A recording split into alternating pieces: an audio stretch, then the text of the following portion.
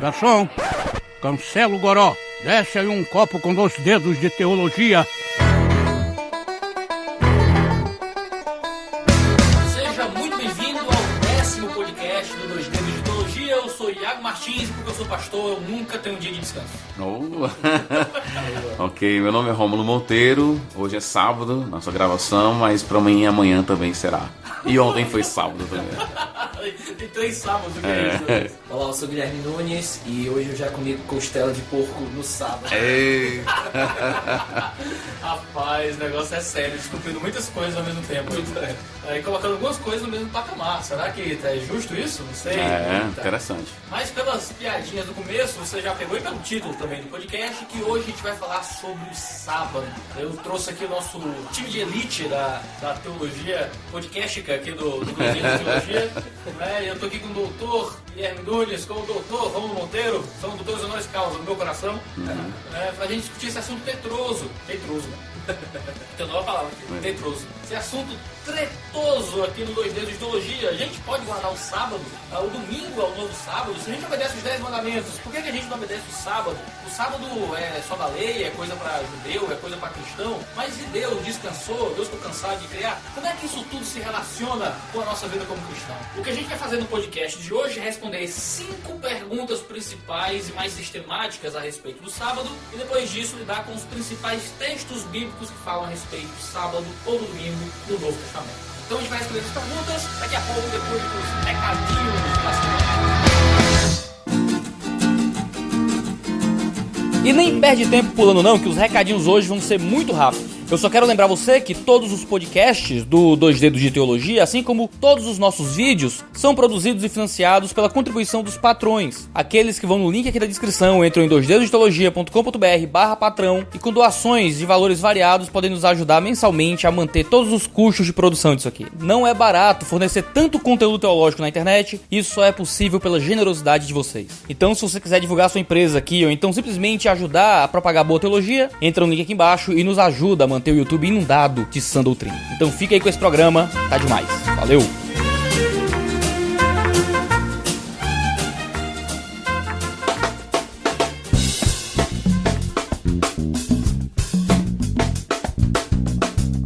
Muito bem, a gente tá aqui sentado nesse sábado maravilhoso gravando esse vídeo, certo? Estamos gravando no sábado, porque a gente sempre grava no sábado. Comemos costela de porco, né? Estamos usando camisetas que não são 100% algodão. Eita.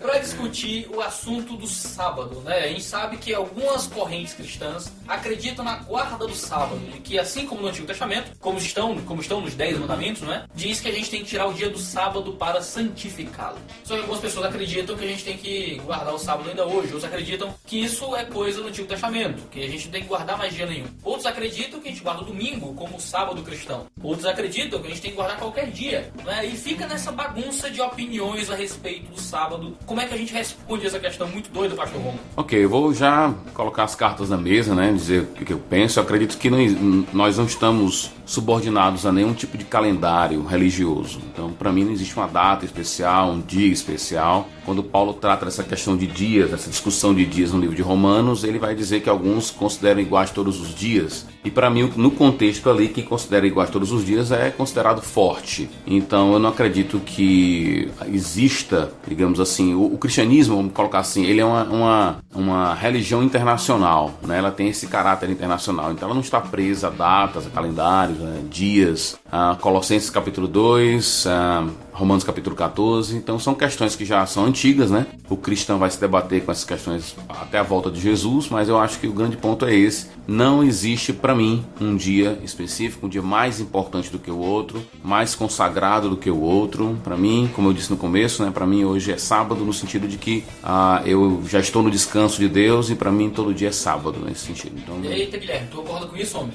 Rapaz, exato. Eu concordo. Estou com o pastor Rômulo. Eu acredito que o Shabat, ele fazia parte ali da antiga aliança e que nós somos da nova aliança, crente da nova aliança. Porém, é bom deixar claro 2 extremos que podem ocorrer. Um é você achar que ainda nós estamos no Shabat, como o Iago colocou no início, na ideia do sábado, o 7º dia, guardar. E o outro é pensar que não existe nenhuma relação mais, ou o Shabat não tem nenhuma relação de forma nenhuma com o cristão hoje, nem no sentido de princípio, nem mesmo no sentido de alguma teologia do Novo Testamento que me mostre que de alguma forma o Shabat, o descanso de Deus, apontava para algo além dele mesmo. Então o autor de Hebreus, uma passagem interessante, ele vai falar do certo descanso de Deus aplicado aos crentes da Nova Aliança de uma maneira muito particular e muito interessante que a gente vai tratar aí no decorrer do podcast.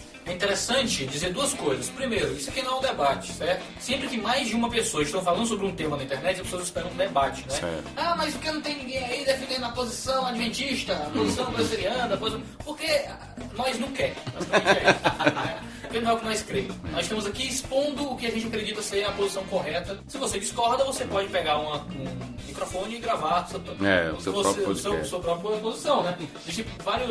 O bom da internet é isso, é um espaço democrático para que as pessoas possam dizer o que elas quiserem. Segunda coisa, é importante, se você quiser aproveitar essa conversa ao máximo, que você ouça o nosso podcast sobre o Antigo Testamento e sobre o relacionamento dos cristãos hoje com o Antigo Testamento. A gente vai tomar isso como pressuposto para esse podcast, que você já entende qual é o nosso relacionamento como cristãos com o Antigo Testamento. E a gente vai colocar esse debate sobre o sábado dentro desse arcabouço maior de debate. Então, se você estiver um pouco perdido, se você não tiver ouvido ainda o nosso podcast sobre o Antigo Testamento, por favor, ouça-o, né, ou antes de ouvir esse, ou depois de ouvir esse, para lhe ajudar a aproveitar mais sobre esse debate. Tudo bem? No sábado, os fortes estão fazendo isso aqui, ó. Então vamos começar com algumas perguntas cruciais. Vamos fazer aqui 5 perguntas cruciais sobre o Shabat em si e 3 perguntas um pouco mais teológicas sobre o Shabat. Ok, a primeira pergunta eu entendo que seria o que de fato significa o descanso de Deus. Quando nós estamos trabalhando na teologia bíblica, é bom que a gente comece trabalhando a questão desde o Antigo Testamento, trabalhando como os pontos se ligam ao decorrer do Antigo Testamento e com calma ir para o Novo Testamento e ver como isso é visto pelos autores lá. Então eu acredito que a primeira pergunta é essa: qual seria o significado do descanso de Deus? E qual a relação desse descanso com o quarto mandamento? Acredito que essa seria a primeira pergunta que nós poderíamos fazer. Uma coisa que a gente tem que lembrar, né, que no relato da criação, aquela discussão se o casal, né, o Adão e Eva ali, eles estão no ápice da criação. Alguns acreditam sim, eu acredito que não. Eu acredito que há alguns elementos no texto que nos levem para o sábado, né, o 7º dia, vamos colocar assim, da criação. E naquele 7º dia, Deus então descansou. Então aquela ideia de descanso ali do último dia, é o último ato criador de Deus, é o descanso. Eu acredito que baseado em Hebreus capítulo 4, quando ele cita Gênesis 2 e cita também pra gente Salmo 95, se não me engano ali, ele une então a expectativa do salmista com a criação. Então para mim a ideia é de que ali o descanso é de Deus. Deus, ao criar o mundo, ele convida a humanidade para um estado de descanso e o homem responde a esse convite pecando, se rebelando contra ele. E aí a libertação que será trazida através do Messias, ela vai então levar essas pessoas que rejeitaram, a humanidade que rejeitou o descanso, a esse estado de descanso de novo. Por isso que eu ligo então o dia de descanso judaico, né, o sábado, o 7º dia, como um lembrete, como nós encontramos em Deuteronômio e no livro de Êxodo. Há uma referência, há uma relação direta entre o descanso do sábado com o descanso que Deus ofereceu na criação e que Deus também oferece na libertação lá no livro de Deuteronômio. Então há uma relação entre redenção, libertação e criação. E aquele sábado, aquele dia, o 7º dia, ele lembrava esse convite de Deus ao descanso. Ou seja, duas coisas que a gente pode deixar claro: que esse descanso é o clímax da criação. Sim. De certa forma, todo argumento ali de Gênesis, ele culmina no sábado, né? Ele culmina de alguma forma nesse dia. Porém, pelo texto, parece que Deus não descansa por cansaço. Seria algo estranho. Ele simplesmente tá ali, não, eu fui um trabalho muito grande, essa criação demais, eu vou agora descansar. É doido, de empeleita muito grande aqui, né? São 6 diárias, né? Negócio tenso. Então, é bom deixar claro, Deus não descansou por cansaço. Diferente do quarto mandamento, que parece ter essa ênfase mais acentuada num descanso de fato físico. Está ali para um descanso mesmo do seu trabalho. 6 dias farás a tua obra, né? E no 7º descansarás. Então está relacionado ao seu trabalho, ao seu esforço físico, até mesmo a ideia de descansar a terra, né? Parece que a ideia do descanso para o povo judeu estava intimamente relacionado com algo realmente físico de descanso do corpo. E as pessoas eram punidas por estarem trabalhando. Sim. Então a ênfase, né? A punição, como é que você quebrava o 7º mandamento? Aliás, 7º mandamento, 4º mandamento. Não era não louvando. Exatamente, era trabalhando. Então a ênfase é no descanso físico, né? Muito mais do que na dedicação à adoração especial.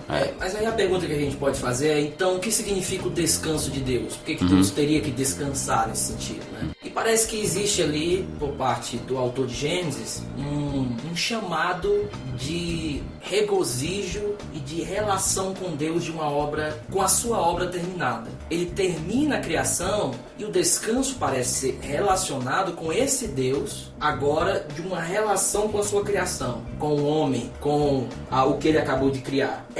Esse relacionamento, então, ele vai ganhar um status ao decorrer da Bíblia interessante. Como o pastor Rômulo colocou, esse descanso de Deus, ele não é ligado apenas ao 4º mandamento. Ele é ligado também à terra prometida, entrar no meu descanso, há uma relação nos Salmos, mas os autores do Novo Testamento ligam esse descanso à nova criação, a algo que é feito em Cristo. Então, o descanso de Deus, eu entendo que ele seja um convite de Deus para entrar num relacionamento com ele, de uma forma de criador, criatura, primeiramente, mas que ao decorrer da Bíblia, esse descanso ele vai ganhando uma espécie de significância, uma espécie de entendimento mais profundo ou mais largo do que seria esse descanso. Seria um tipo de convite a usufruir daquilo que ele fez. Isso, né? Exatamente. Deus opera, Deus faz todas as coisas, ele agora convida a humanidade a usufruir daquilo que ele fez. E o homem, então, se revolta contra Deus e aí peca nesse processo de não usufruir, mas de querer tomar o próprio lugar do Criador, né? Querendo estabelecer suas próprias regras e aí criar o seu próprio mundo, né? Sim. Que é o caso das cidades, quando elas surgem. Na verdade, a cidade, né, com Caim, é na verdade um ato de rebelião, é a cidade dos homens, vamos colocar assim, né? É uma tentativa de criar um mundo próprio, onde o homem estaria usufruindo dos seus feitos. Então eu acredito que o descanso é esse convite a usufruir do que Deus fez na criação, e isso certamente não está ligado a um dia da semana. E nem uma lei, né, também. Sim, a ideia de descansar da própria obra é uma coisa muito interessante, porque a gente costuma ler esse descansar como necessariamente um defeito daquele que age, né? Se eu não tivesse limitações, eu não precisaria descansar nunca. Só que Deus não ser ilimitado que descansa, né? E esse descansar do 7º dia, como o Guilherme bem falou, parece estar muito mais relacionado ao que uma mulher faz quando diz que vai descansar a massa do bolo. Eu estou descansando a massa não porque eu estou cansado de fazer o bolo, mas porque faz parte do processo para deixar esse bolo do jeito que ele deve ser, né? Fazia parte do processo de Deus terminar a sua obra e tirar um dia específico para contemplar e se relacionar com a sua obra de forma mais íntima, né? Não seria um descanso no sentido de limitação divina, como o Guilherme falou, mas um descanso no sentido de envolvimento, né, com aquilo que foi criado. No sábado, os fortes estão fazendo isso aqui, ó.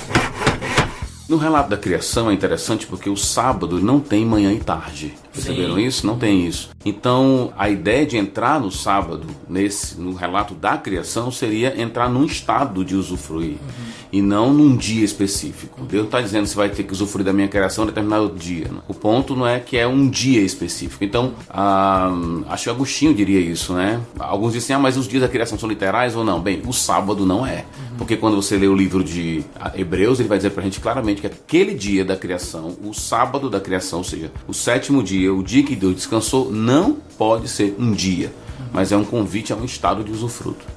É interessante, Greg Bill, ele fala uma argumentação nos evangelhos, quando Jesus diz que o sábado foi feito por causa do homem. Sim. E nesse sentido, então, se ele foi, essa bênção e essa santificação foi por conta do homem ou por causa do homem, então é como se esse princípio de descanso no Shabat, no sábado, no 7º dia da criação, ele se estendesse agora além da lei do 4º mandamento, e ele agora, por ser um princípio da criação, deveria ser ser abraçado de alguma forma por todo o povo de Deus no decorrer da história. Eu entendo que a conclusão de achar que é um princípio da criação e, portanto, deve ser um princípio que vai guiar todo o povo de Deus durante todas as eras, eu não tenho problema.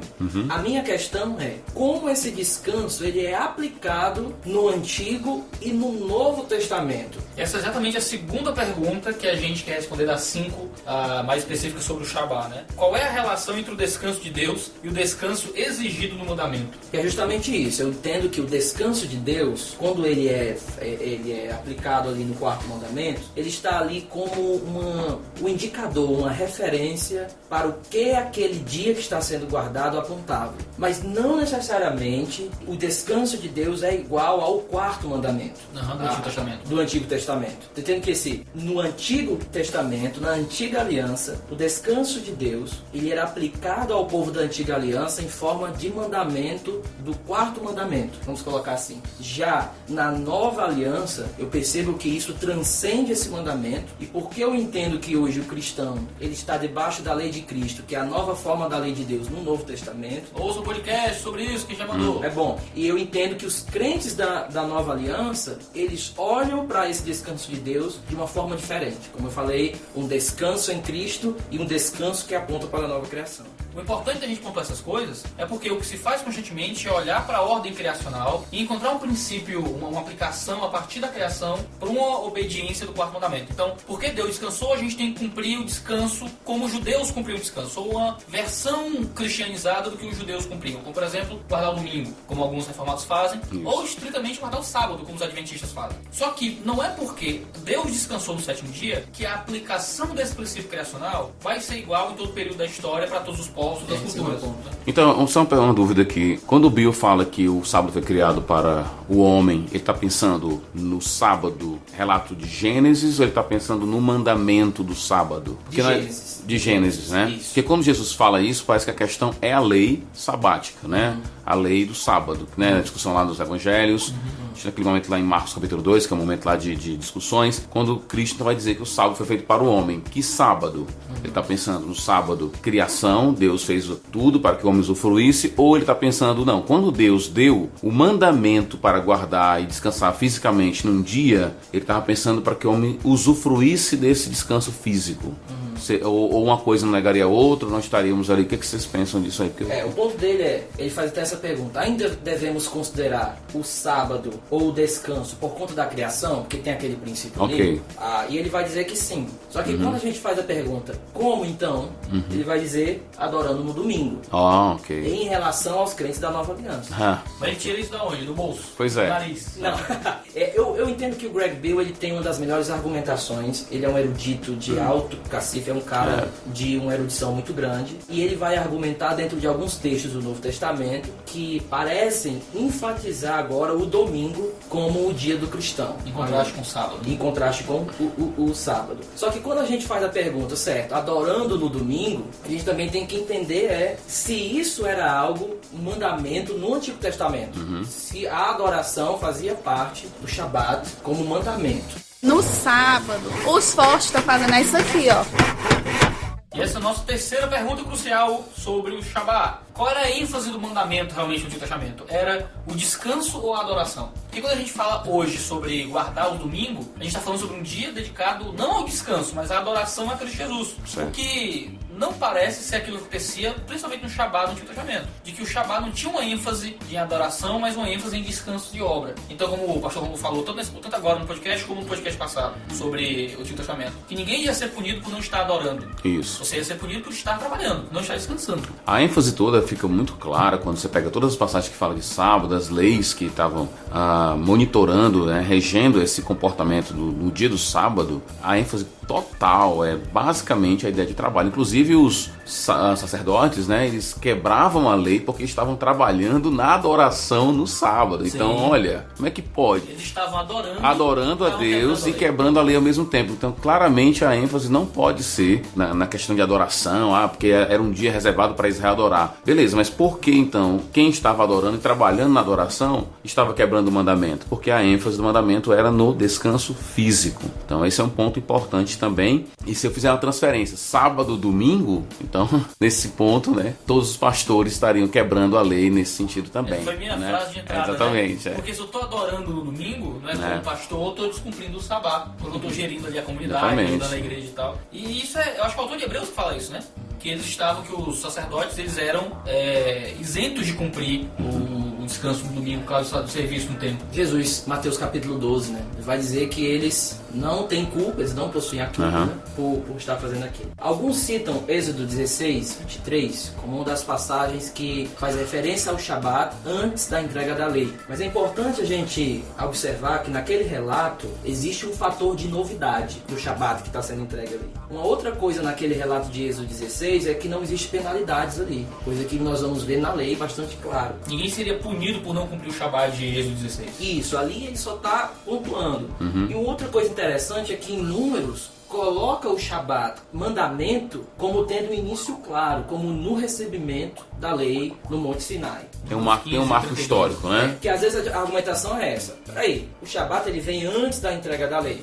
Aí, como o Greg Bill, ele vai colocar esse Shabat como um princípio criacional. Descanso de Deus, como já significando esse Shabat, de alguma forma, o quarto mandamento. Só que a gente tem que fazer a pergunta, quer dizer que tudo que vem antes da lei, tudo que está na criação, se torna uma lei para a gente hoje? Então a gente tem que fazer o trabalho de Adão, que Adão fazia, que é no caso E há muita discussão sobre, por exemplo, casamento. Isso, casamento. Aí alguns vão dizer assim, ok, mas lá tem um casamento, significa que não é lei? Certo, mas Jesus reafirma aquele relato de forma muito clara dentro lá da nova aliança. Ele reafirma que o casamento é entre homem e mulher, né? Mesmo que você diga, ok, é um mandato da criação, então não é lei para nós, então quer dizer que o casamento pode ser entre homem e homem, mulher e mulher e tal. Não, porque Jesus, ele olha para a criação, e como eu entendo que ele é o novo legislador ali, ele coloca aquilo de forma clara. Não, assim como foi dito, o casamento, deixará o seu pai, sua mãe, será o homem a sua mulher, né? Ele se unirá à sua mulher. Jesus é quem olha para aquele princípio criacional e é ele quem aplica aquele princípio criacional. Isso. O problema é que a gente não tem liberdade para aplicar de forma criativa aquilo que acontece nos dias da criação e tentar dizer qual é a aplicação disso para a gente hoje, ou pegar as aplicações que foram feitas para o povo judeu e achar que essa é a aplicação para a igreja hoje. Eu não vejo Adão guardando o sábado, eu não vejo nenhum relato na Bíblia dos patriarcas guardando o sábado. Sim. Então, para mim fica muito claro que o Shabat, enquanto mandamento, teve o início na Antiga Aliança. E ele é chamado assim, né? Sinal da aliança. Sinal da aliança. Exatamente. Aquilo que a circuncisão era para Abraão, Exatamente. o sábado era para Moisés. Exatamente. Né? Por isso que o sábado vem no meio dos 10 mandamentos. Né? Por isso que ele está ali no meio. São 10, né? Então não tem como ter no meio. Mas ele, como quarto mandamento, ele está ali no centro daquilo que está sendo dito como o ápice, né? O cume dessa construção dos 10 mandamentos, justamente por causa desse aspecto. Para o judeu, o sábado, principalmente para aqueles que vêm pós-Moisés, né? Eles olham para o sábado como a principal característica daquele que está dentro do caminho da aliança. Assim como a circuncisão era para aqueles que estavam mais próximos de Abraão. Por isso que quando alguém, por exemplo, diz assim, pastor, eu quero guardar o sábado, eu digo, beleza, pode guardar o sábado, contanto que você não coloque sua salvação dependendo disso, e também não exige que todo mundo faça isso.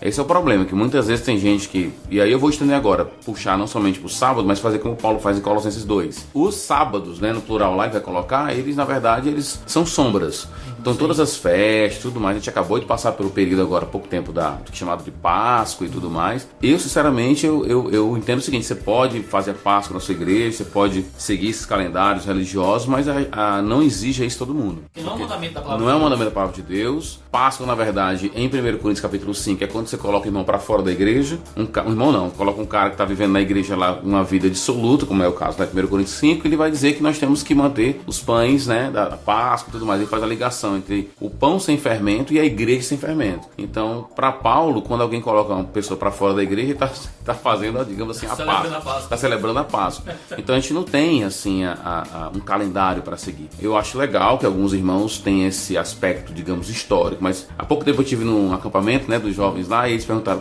falando sobre essa questão de calendário, Semana Santa, era uma Semana Santa, e eu disse, olha, todo domingo eu falo de Jesus na minha igreja, todo domingo eu falo da morte dele. Então, assim, para mim, esse domingo agora não vai ser muito diferente dos meus outros domingos.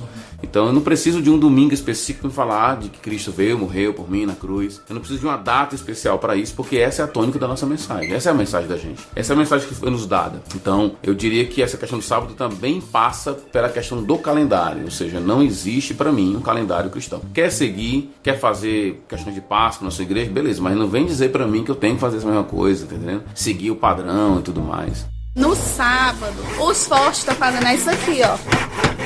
Para Paulo, ele pega o mandamento da antiga aliança, Romanos capítulo 14, que era guardar mesmo ali Sim, no dia, e ele coloca isso como secundário dentro da igreja. Exatamente. Ele pega o mandamento... Passou a ser uma questão cultural. É, isso, ele associa isso... Perde e ele o status, né? Exatamente, não tem um status que tinha na antiga aliança. É impossível você ler o Antigo Testamento e não ver o status do sábado ali. Mas em Paulo, em Romanos 14, ele coloca isso como, ó, irmãos, isso aí não pode ser mais uma barreira de comunhão entre judeus e gentios. Então eu entendo, eu acredito, apesar de não ser da nova perspectiva, tô vendo um livro ali. Não vai denunciar as coisas do biblioteca.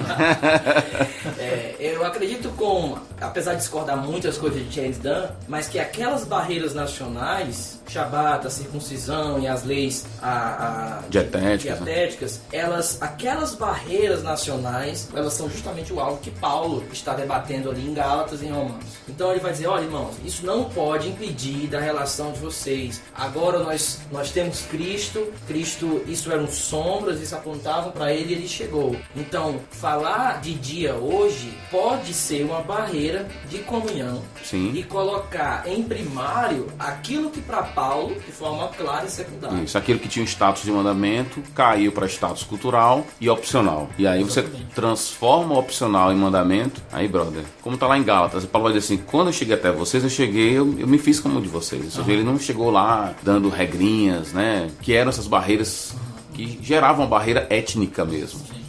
E é cultural porque o povo é judeu. Exatamente. Porque ele sempre guardou o sábado, faz parte de uma identidade nacional, não só da identidade religiosa. Então, a partir do momento que você tem essa galera que tem essa identidade cultural, que se converte, o Paulo vai dizer, olha, não é pecado você guardar o sábado. Não tem problema você guardar o sábado se você quiser. Mas isso é algo que você faz pra Deus aí, amém. Para quem não faz, não enche o saco. Aí se você quer manter uma identidade nacional, beleza, você está mantendo uma raiz, a sua raiz. Eu quero manter minha raiz histórica, meu povo, eu sou judeu e tudo mais. Quero guardar. Beleza, guarda por uma questão de identidade histórica, étnica, mas não como tendo um status de mandamento. Esse status foi perdido na vinda de Cristo. Alguns irmãos, e eu entendo que eles olham isso na Bíblia, eu entendo que a análise do texto que eles fazem, de fato é uma boa análise. Eles entendem que o sábado, o Shabat, ele foi transferido para o domingo no sentido de adoração por conta da ressurreição de Cristo, e que não é um guardar no sentido legalista, nesse sentido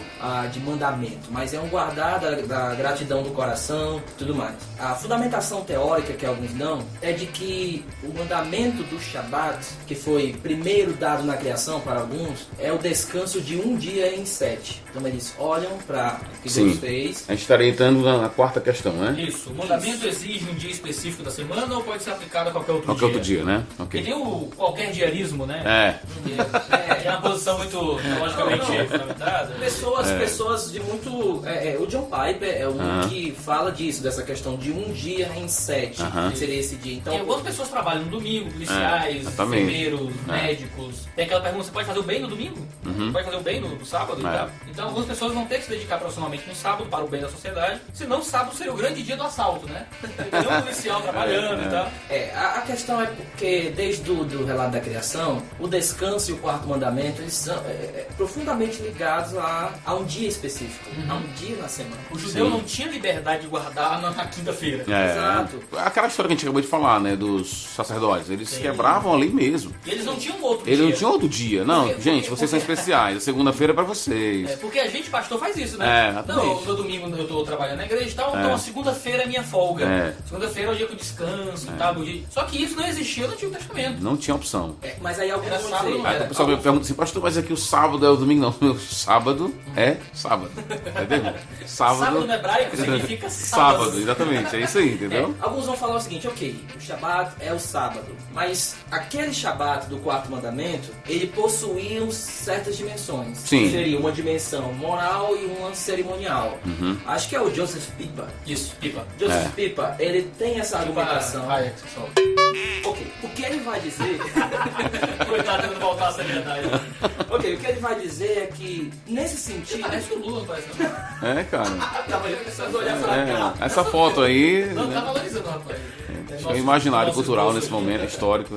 Vamos voltar aqui. Ok. Essa luta. Então, por conta que os mandamentos de Deus, 10 mandamentos, eles são uma unidade, falam da moral de Deus, Joseph Pippa vai dizer que o quarto mandamento ele tem uma questão especial. Ele tem dimensões morais e dimensões cerimoniais dentro dele. Portanto, ele vai argumentar, a dimensão do dia, o sétimo dia, o sábado mesmo, ele pode ser mudado, porque isso entra dentro da dimensão cerimonial e não está dentro da dimensão moral. Então ele vai pegar esse argumento do descanso de Deus, que seria Deus descansando no sétimo dia, Sim. e vai afirmar que no quarto mandamento, por ter essa dimensão cerimonial, o dia pode mudar, porque a ideia é ser o padrão de 1 em 7. A questão que a gente pode perguntar para ele é, ok, É simples a pergunta, de onde ele tirou isso? Eu tava segurando, eu ia dizer que no Ceará, na teologia bíblica cearense, a gente chama isso de desdobro. Não, Desdobrando. ele é um bom teólogo, e uma coisa que ele afirma, interessante, é que a dimensão moral era a reunião e a adoração. Ok. Essa era a dimensão moral. E qual seria a dimensão cerimonial? O dia mesmo, o Shabat, o sétimo dia. O problema é que essa dissecação que ele está fazendo, né, digamos assim, essas rupturas, essas categorias que ele está criando, você não encontra referencial para essas categorias, né? Isso. Se o sábado não é tratado nessas categorias, assim, dissecadas, eu não consigo ver essa... Eu entendo que um dos problemas na argumentação dele é porque no início da argumentação ele diz que os 10 mandamentos, aliás, ele vê os 10 mandamentos como uma unidade indivisível. Ok. Então é uma unidade, ele fala isso na argumentação, e que elas expressam a moral de Deus. O problema é que, por que quando chega no sábado, essa unidade que não pode ser dividida, Isso. ela é fatiada justamente no sábado? Exatamente. Eles vão argumentar que essas questões mais específicas sobre o sábado, sobre o quantos quilômetros você pode andar para fora, o que você pode fazer ou não pode fazer, isso eram desenvolvimentos cerimoniais posteriores aos 10 mandamentos, que a gente só segue o aspecto mais específico, tem um dia para guardar. Só que nos 10 mandamentos fala sábado. A palavra sábado não significa um dia em 7. A palavra sábado significa sétimo dia. Você não pode pegar uma palavra bíblica, dizer aqui no hebraico que fica pão de centeio, e faz significar o que você quiser. Tem o significado, sábado significa sábado. E dizer assim, não, eu tenho um aspecto cerimonial que ele chamaria, a parte, o sétimo dia seria o dia, né? Dia. Seria um aspecto não moral, mas seria um aspecto cerimonial, é o nome que dá? Cerimonial. É isso, ok. O problema é que essas distinções que ele está fazendo não são feitas nas escrituras, esse é o ponto.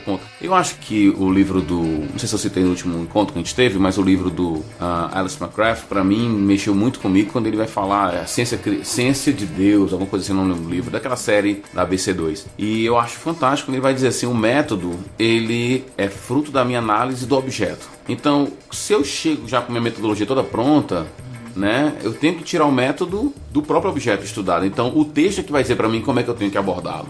Eu não posso chegar para um texto e dizer assim, olha, eu acho que você tem, aqui tem um aspecto moral, tem um aspecto lá. Sim, mas o texto não está me levando para esse caminho. É o texto que tem que dizer para mim como eu tenho que lidar com ele. A gente não pode fazer teologia procurando o que é que encaixa no texto. Exatamente. É o que é que sai do texto. O que sai do texto. E como ele está dizendo para mim que deve ser lido. Sim. Tá? Se ele, às vezes ele está dizendo para mim, ó, eu quero que você... Eu não quero somente te dar uma informação cognitiva. Eu quero que você fique arrepiado.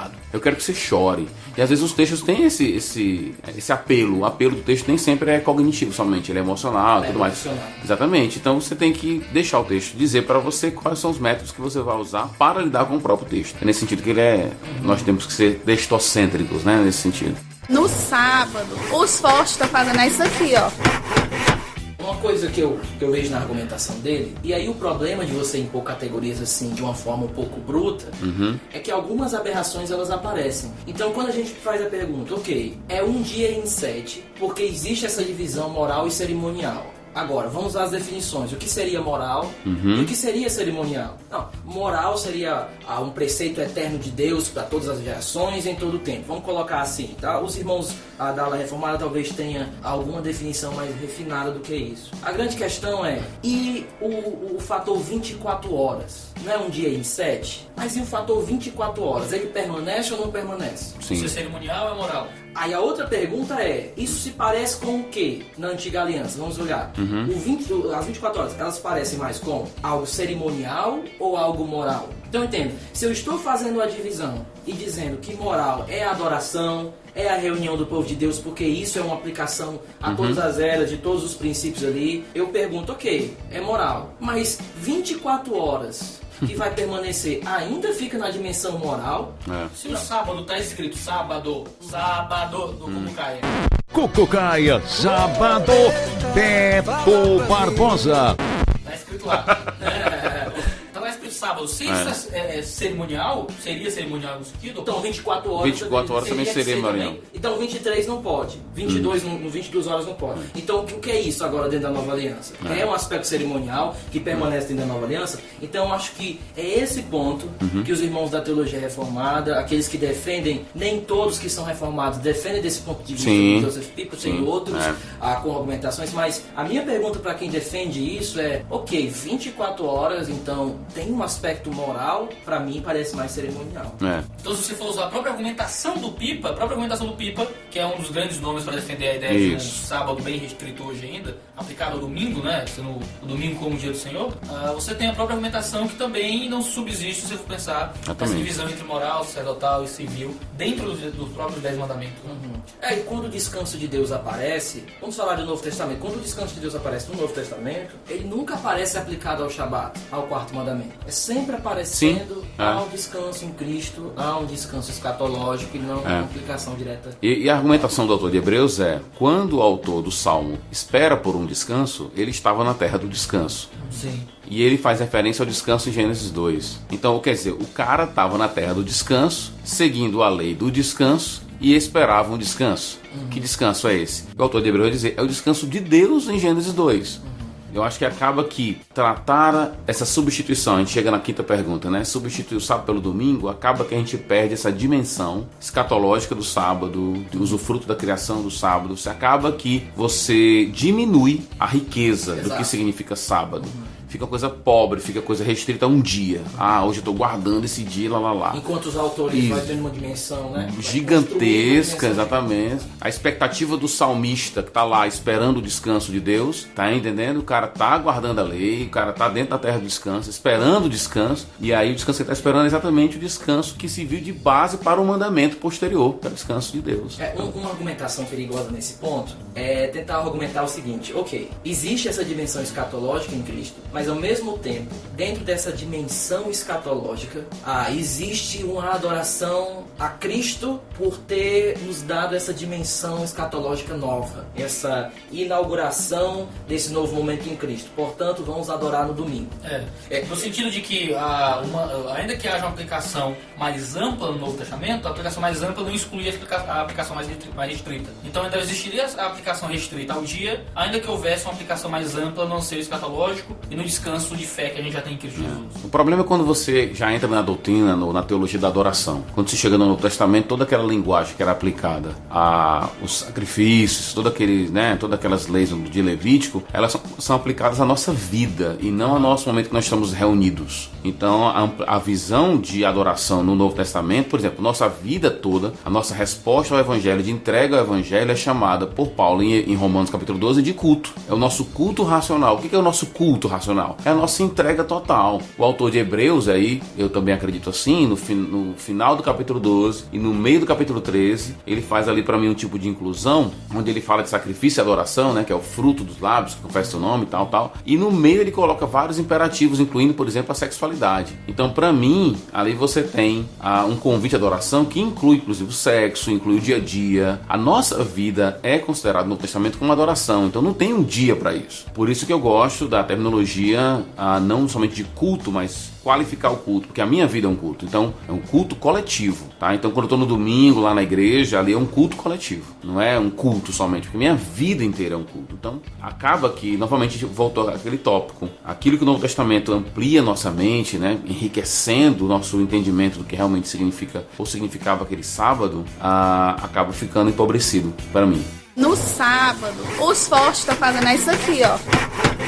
Quando a gente pega o material bíblico, nesse sentido, né? O material bíblico, ele justifica alguma coisa que ainda me fale de uma permanência de um dia, mesmo que esse dia esteja apontando para algo escatológico. Então, como o senhor falou, 81% do Antigo Testamento, quando usam palavras no domínio semântico de santificação, 81% isso é aplicado a coisas. São aplicado a coisas, a templo, a alguma coisa que vai ser ungido. No Novo Testamento, o contraste é grande. 93% do Novo Testamento aplica isso a pessoas, pessoas e somente pessoas. Então, nós temos aí pouquíssimos, de um ponto de vista estatístico, nós temos uma ênfase no Novo Testamento muito maior numa espécie de santificação de pessoas, e não algo externo. Essa é a minha ideia, não algo externo, mas algo interno. Uma outra coisa é, o que justificaria essa adoração no domingo, representando o aspecto escatológico.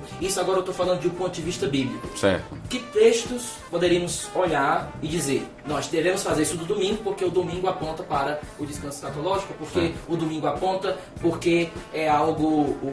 Dia da ressurreição. O dia da ressurreição. Alguém vai dizer, o que é claro. Essa é a nossa quinta pergunta, né? O domingo é o sábado cristão? Ok. Por que as pessoas não veem as caretas, Silvão? Não, a grande pergunta também é assim, há uma indicação textual de transferência de dias, né? Isso. Zero. Zero. Muito obrigado, acabou. Zero. Não tem, assim, você pergunta para a Bíblia assim, há uma indicação de transferência de status, né? Como o quarto mandamento foi transferido para o domingo, até o grilo fica calado, cara. Não tem isso, não tem. Alguns olham para Jesus e vai dizer assim, mas Jesus nunca negou o Shabat. Aliás, ele guardava talvez e tal. Ok, mas Jesus também disse, né? Eu acho que eu falei isso no podcast passado, que era para ir dar a oferta lá no templo. Isso. Então, é para se mostrar ao sacerdote. Então quer dizer que ele ainda crê em sacerdote hoje? A unção do ungidão, né? Que negócio todo. Então tem que ter cuidado, porque Jesus em seu tempo ainda estava sob a lei.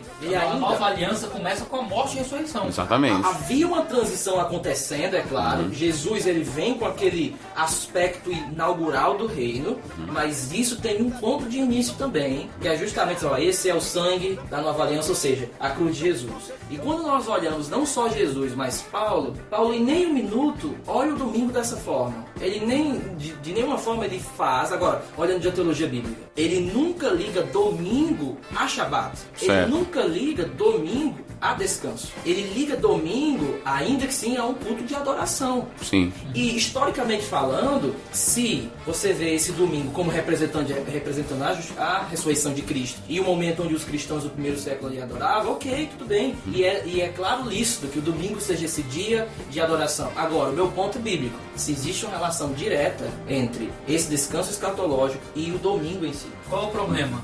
Existe uma ala da teologia que acredita que em uma continuidade muito séria entre o Antigo e o Novo Testamento, a Antiga Aliança e a Nova Aliança. Sim. De forma que existe uma necessidade para que o sistema funcione de achar equivalentes neotestamentários em coisas do Antigo Testamento e vice-versa. Então, você tinha a circuncisão do Antigo Testamento, o batismo tem que ser a circuncisão do Novo Testamento. Você tem a Páscoa do Antigo Testamento, a ceia precisa ser a Páscoa do crente. Então, se você tem o Shabat no Antigo Testamento, o sábado, você tem que transformar o dia do Senhor no sábado cristão, né? Só que tem aquela excelente obra organizada pelo D.A. Carson, do Shabat ao dia do Senhor, muito ironicamente publicado pela Cultura Cristã, né? que é também o livro menos confessional deles lá, que o Carson vai argumentar que existe um dia do Senhor, mas esse dia do Senhor é outra coisa. O dia do Senhor não é o nosso sábado, o domingo não é o sábado cristão. Existe uma ênfase especial no domingo, no Novo Testamento, que não pode ser ignorada, porque Jesus ressuscitou no domingo. E esse foi o grande ponto. Jesus voltou no domingo, e os cristãos usam o domingo como um dia de rememorar aquilo que aconteceu da ressurreição de Jesus. Mas os princípios do sábado nunca são aplicados ao domingo no Novo Testamento. Os referentes são outros. Não existe nenhuma ordem para o descanso, não existe nenhuma punição para a ausência de descanso, ou coisa assim. Há uma reunião dominical, mas não há nada parecido com o sábado. E nem é categorizado como mandamento ou lei. Que aí também gera outra coisa. Porque eu me lembro, cara, não sei da época de vocês, eu já tenho 41 anos, né? Mas tinha músicas, né? Quem trabalha no dia do Senhor tá pecando. Brincando, tá roubando. Tinha música mais ou menos assim, Clássico, entendeu? Gente do Trono, Slaviano. Não sei. Mas a ideia é de que, ó, cara, você tá trabalhando, muita gente ficava em crise, né, nos seus trabalhos, porque tava quebrando o mandamento. Então, eu creio que há um tratamento feito pela igreja ao domingo, no Novo Testamento, mas não há sinalização textual de que esse dia foi tratado como um tipo de mandamento. E quando é mandamento, é aquilo que acontece. O sacerdote quebrava o mandamento do sábado. Ponto. Então, trabalhou no domingo, está quebrando o mandamento. E eu acredito que essa transferência de referências do sábado para o domingo, ela é forçada. O Novo Testamento simplesmente silencia. O máximo que a gente vai ter ali no Apocalipse, né? Aquela referência ao dia do Senhor, que João tem aquela visão no dia do Senhor. Mas aí, como é que você entende aquela expressão no dia do Senhor lá em Apocalipse? Acho que é capítulo 1, né? Corta. Mac, corta. Por favor, corta essa. Não, corta não. Bora. Deixa de ser grosso. Não, eu estou convencido com o Richard Balkan de que aquela referência ali É escatológica? é escatológica, mas ainda que seja um dia do domingo, a referência ali é o Cristo morto e ressuscitado que aparece Isso. para ele. Não é o descanso no sentido Shabat. A preocupação não é calendárica, vamos colocar Isso. assim. É É conceitual. Exatamente. É conceitual. Que o dia do Senhor está ligado à morte e ressurreição de Cristo. Exatamente. Então, eu gosto da argumentação de Richard Balkan quando Ele, diz o seguinte, vamos dizer assim, ele não está querendo identificar. Gente, ó, foi num domingo que eu tive essa Porque visão. o domingão é show. Porque, gente, o domingo é o domingo, né? Entendeu? Não é essa a preocupação de João, uma identificação do dia, Isso. mas do conceito. Os caras fazem isso com muita frequência. Eu vejo muita literatura adventista fazendo isso. Olha só, em Atos, hein? Eles estavam num sábado procurando lugar pra adorar. Esse é proibido adorar no sábado agora? Sim. É pecado? É pecado sentar no sábado? Exatamente. Em uma cultura profundamente judaica ainda, é normal que eles tivessem alguma aproximação com o contexto do sábado pra algo assim. E também tinha momento de domingo, eles estavam adorando no domingo. Sim. Aí o reformado, às vezes, vai ser um adventista do domingo, assim. Exatamente. Aqui, ó, em Atos, eles estão no domingo adorando. Rapaz. E tipo assim, você E fica traz assim, toda aquela carga, né? É. Que o texto não tá nem aí pra isso. Você projeta no texto, um negócio Exatamente, que tá lá. é verdade. O Apocalipse... Mas eu entendo assim também. É Interessante. interessante. Mas fala do Balkan, que você O tá Balkan falando. coloca uma coisa interessante. Ele diz assim, imagina aqueles irmãos em Apocalipse sendo perseguidos. Imagina eles adorando mesmo, no domingo, louvando a Deus. O que é que eles estão adorando ali? O domingão do cristão. O Cristo morto e ressuscitado. Certo. Nesse momento, ele tem uma visão. E ele tem uma visão do Cristo morto e o Cristo ressuscitado. E aí ele coloca uma coisa a mais lá, que venceu. Então, o propósito do autor, justamente, não é uma ligação que havia uma adoração, porque houve uma transferência do sábado para o domingo que eles estavam adorando no domingo. Para o autor esse dia, ele está ligado ao Messias. Morreu, ressuscitou. Então, vamos dizer assim, não, o domingo, o culto é bom que o culto seja no domingo, porque o domingo lembra essa relação de ressurreição de Cristo, do que Cristo fez por nós. Amém. A questão é colocar nesse texto uma teologia de transferência de Shabat ao domingo, enquanto o texto não está fazendo isso. Um outro texto, 1 Coríntios 16, que vai falar, se eu não me engano, da oferta que Paulo está Isso, é. Levantando, né? A igreja da levantando para a Macedônia. igreja. Exatamente. Ele vai falar o seguinte: quanto à coleta para o povo de Deus, façam como ordenei às igrejas da Galácia. No primeiro dia da semana, cada um de vocês separe uma quantia, de acordo com a sua renda, reservando-a para que não seja preciso fazer coletas quando eu chegar. Como é que o senhor entende isso? Então, sobre 1 Coríntios capítulo 16, o que eu diria é que a coleta foi feita naquela data porque, como o livro de Atos indica pra gente, esse era um momento, né, especial de reunião dos cristãos. Mas a partir de um texto como esse, você querer construir toda uma teologia sobre a importância daquele dia, eu acho que é um material bem frágil, bem pequeno, pra gente poder então fazer uma transferência. Eu acho que esse é o ponto. É você olhar em textos frágeis, no sentido de serem escassos, e construir uma teologia dessa transferência do Shabat para o domingo. Parece claro que havia uma adoração no domingo? Sim, obviamente. Isso era claro. Isso aí ninguém questiona. Não, mas não indica que houve uma transferência dos cristãos do primeiro século na Palestina, que adoravam no sábado e passando para o domingo. O que no mínimo nós temos é que havia uma adoração no domingo e não que houve uma transferência no sentido de Shabat ao domingo. Né? Então é um texto escasso para construir uma teologia bíblica. Né? Isso. E é uma teologia que provém de um pressuposto que não é textual. É de que os elementos da igreja são continuações de elementos de Israel. No sábado, os fortes estão fazendo isso aqui, ó. E uma coisa interessante é que quando a gente faz alguma análise histórica, que sempre pode ser questionado, é que os pais da igreja, ou mesmo os pais apostólicos, eles em sua maioria entendiam como 2 dias distintos. O sábado era um dia, Shabat, e o domingo era um dia que apontava para a ressurreição. Ok. Eles não viam, principalmente em Barnabé e Inácio, eles não viam isso como um dia que suplantou o outro, um dia que veio a ser o outro. Eles falavam em seus escritos do Shabat, o judaico, e os cristãos na reunião de adoração no domingo, né? Alguém pode dizer, ok, mas esses 2 dias diferentes indicam a transferência. Não, para Inácio e para Barnabé, eram simples 2 dias que um era visto para os cristãos, o outro era visto para os judeus. Eu acho também que, para mim, como eu falei no começo, né, Romanos capítulo 14, para mim é tão, sabe, tão pesado quando Paulo fala dos dias, que pessoas fazem distinção entre os dias. Mas o argumento que dizem é que, olha, mas aqui Paulo não pode estar falando da guarda do domingo, porque ele não pode se contradizer, porque a Escritura interpreta a Escritura, né? Ele está falando de alguma superstição um pouco maior sobre achar um dia...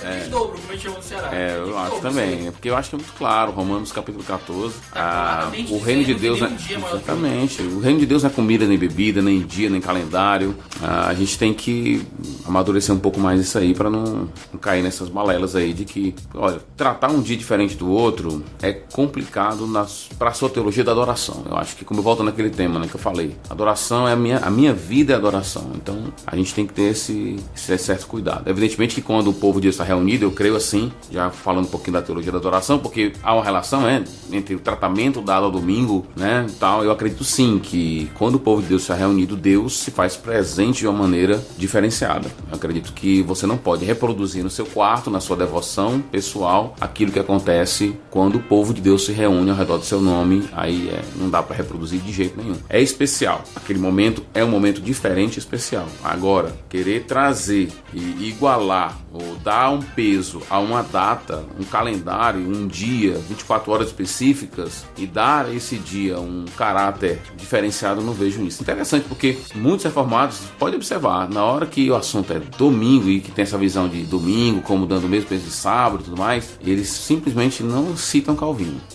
né? Porque Calvino diria, sábado tinha um caráter profético, ponto. Pode observar como é que eles vão ver o que eles falam de Calvino. Calvino coloca como algo que passou, não tem mais sábado agora, só passou, é sombra.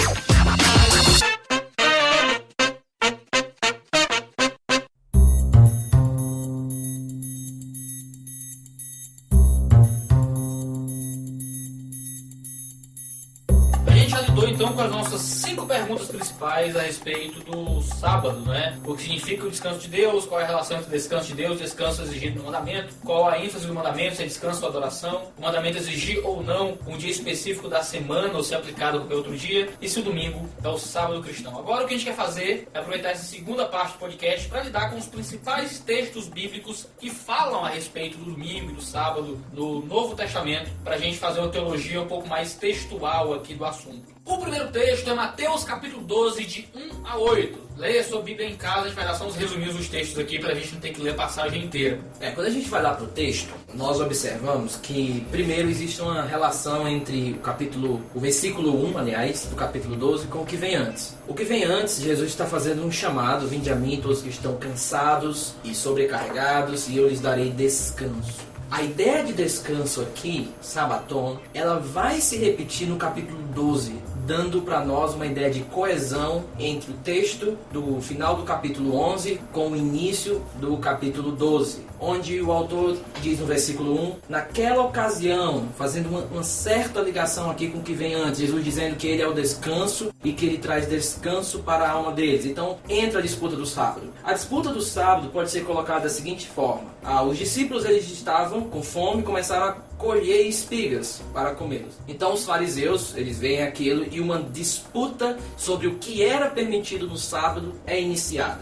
O primeiro ponto que Jesus fala é uma referência ao tipo de leitura que os fariseus estavam fazendo da lei. Jesus diz: vocês não leram o que fez Davi? Isso é importante para a gente observar o que Jesus está criticando. Qual é a ênfase que ele está batendo? Ele não está citando somente o que Davi fez. ele está criticando, de certa forma, a leitura dos fariseus, da lei e do Antigo Testamento como um todo. É como se a estrutura interpretativa deles não explicasse eventos do Antigo Testamento, como o caso de Davi. Exato. Então era a forma de leitura deles estava equivocada. E um ponto de Davi ali, interessante, Jesus citando isso, é que no texto, quando nós lemos, lá em 1 Samuel 21, Davi, ele não só faz algo errado do que Jesus está colocando aqui, mas ele também mente. Davi ali é colocado como não só alguém que violou as leis ali, e a gente não sabe se ali era o sábado. O texto de Samuel não deixa claro se isso aconteceu no sábado. O que é claro ali é que alguma coisa do templo foi violado. Só que qual é o ponto de Jesus? Eu entendo que o ponto de Jesus ali não é tanto falar ainda sobre o sábado. Eu entendo que o ponto de Jesus parece que a maneira como vocês estão interpretando o Antigo Testamento, ela não abarca, cearense falando, não abarca. A sua chave hermenêutica não abre todas as portas.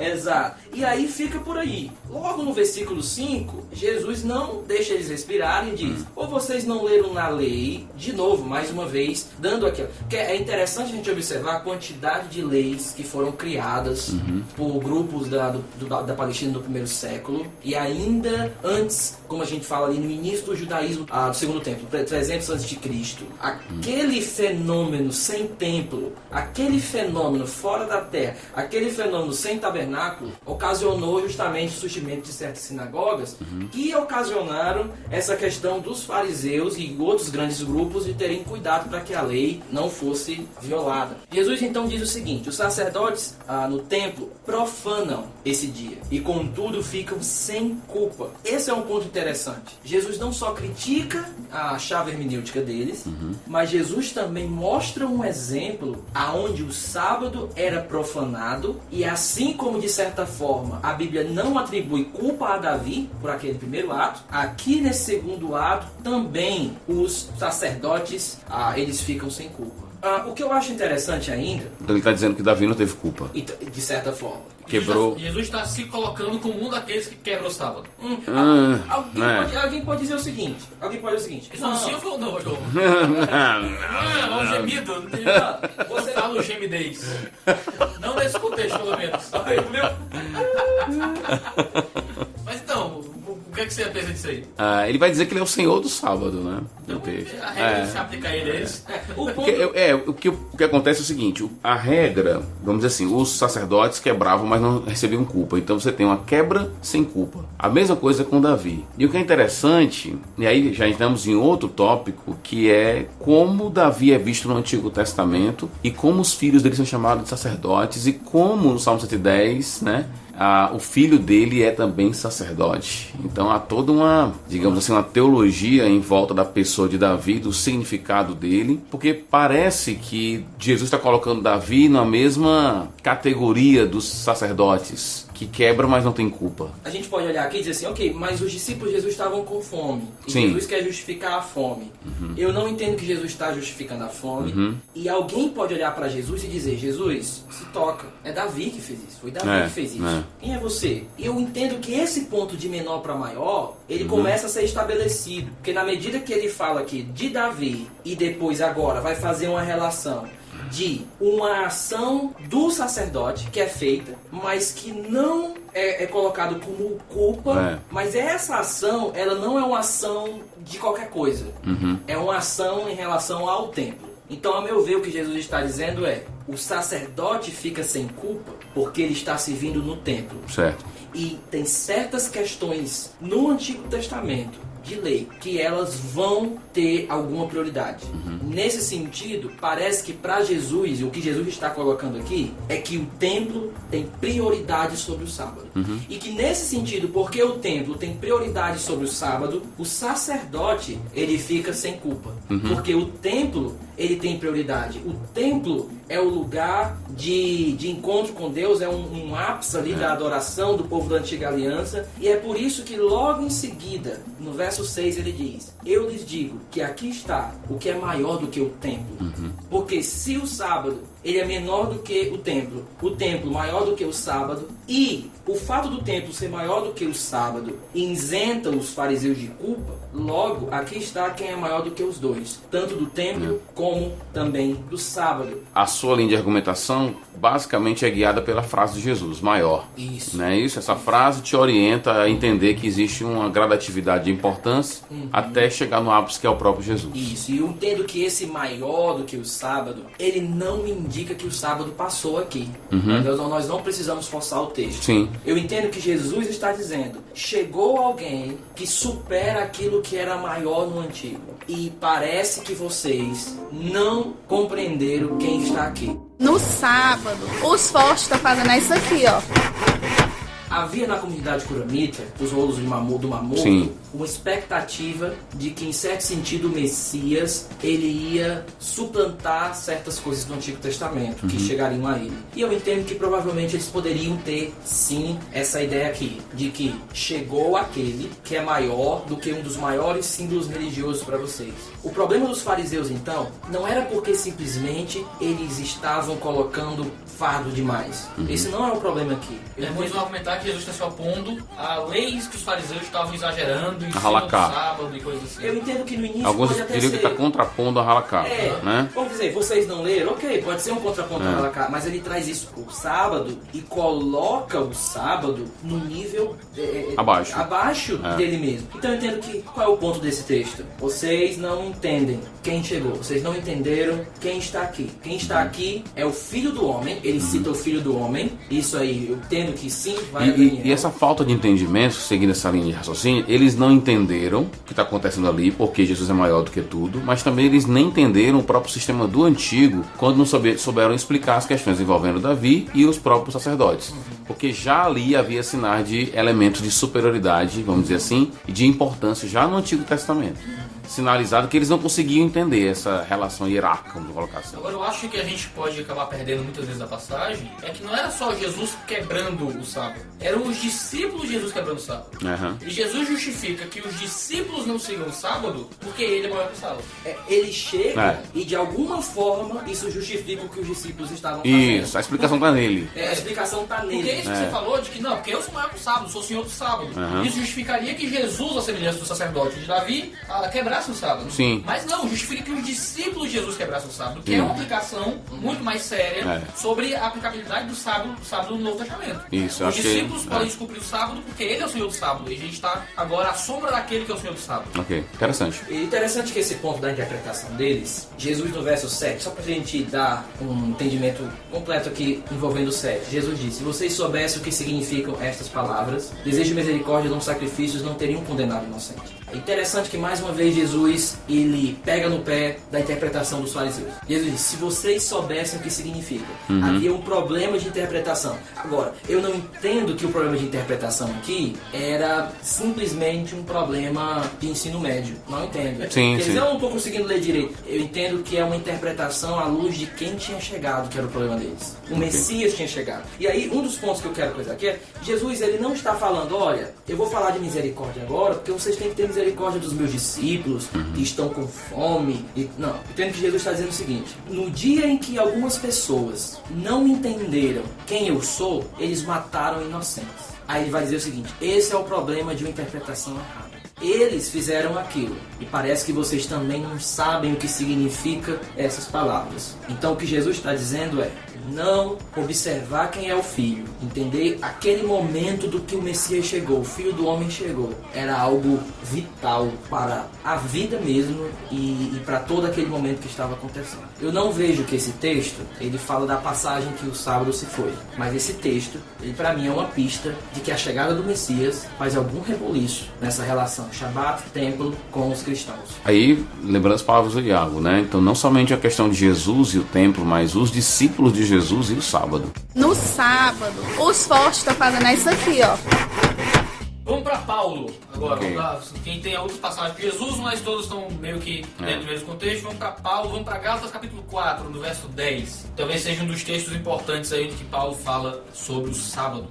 Então, Gálatas capítulo 4, versículo 10 diz: guardais dias e meses e tempos e anos. Eu acho que vamos tratar aqui Gálatas capítulo 4 junto com Colossenses capítulo 2, que é a mesma tônica, a ideia de que trazer de volta essas restrições de calendário geraria algum tipo de ruptura, separação entre as pessoas. No caso de Gálatas especificamente, está falando muito disso, de gerar essa separação. E na verdade, quando você retira essas restrições da lei mosaica, você então tem como se aproximar mais das pessoas. Então eu vejo dessa maneira. Interessante que ele fala sobre certas barreiras, né, para encontrar fé em Cristo Jesus. Isso, é. Ele vai falar dos alimentos, de circuncisão, e vai colocar o sábado dentro desse contexto. O fato de ele usar sábado no plural, né, faz com que alguns achem que não, mas não é o sábado dos 10 mandamentos, são outros sábados aí. Mas ele usa no plural, ele está incluindo talvez todos os tipos de sábados que eram vividos no Antigo Testamento. Porque alguns entendem que sábados ali é referência a todas as festas que eram tratadas como um sábado, né? Como o quarto mandamento. Pode significar mais do que o sábado dos 10 mas mandamentos, não pode mas não significar menos. menos, Exatamente. Uma coisa que alguns vão argumentar em Gálatas aqui é que ele está falando do calendário romano. Desenvolve, cara. O argumento é ridículo, não vai lá. O cara diz o argumento e ri do argumento que Eu olhei pra ti. O que foi que eu fiz? Eu só olhei.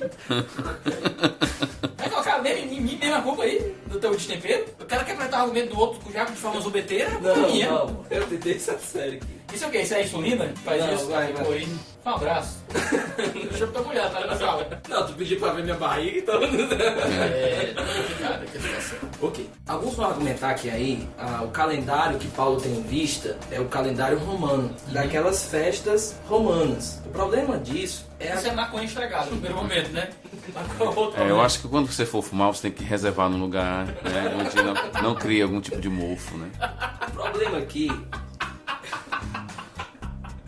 Qual é o problema aqui, Guilherme? O problema é que a argumentação de Paulo é sobre a lei judaica. Ele faz uma argumentação sobre a relação da lei e a promessa. Em seguida ele vai fazer uma relação entre o papel da lei e como nós somos herdeiros de Deus, as promessas de Deus, e o papel da lei nesse processo de herdar essas bênçãos, esse processo diário, esse processo de nos guiar até esse ponto. Em seguida, ele entra na argumentação do calendário. Então, entendo, afirmar que aqui é um calendário romano é fugir completamente do propósito que Paulo está argumentando. E como vocês falaram, a relação entre o plural dos sábados não pode envolver menos ou tirar o Shabat de vista ali. Da mesma forma, eu vejo em Colossenses, que é um texto interessante. Em Colossenses, Paulo faz um contraste entre sombra e realidade. Interessante que ele usa a palavra, sem querer cair aqui num argumento, uma falácia gramatical, mas ele usa a palavra soma lá para falar de realidade, que é a nossa palavra para corpo.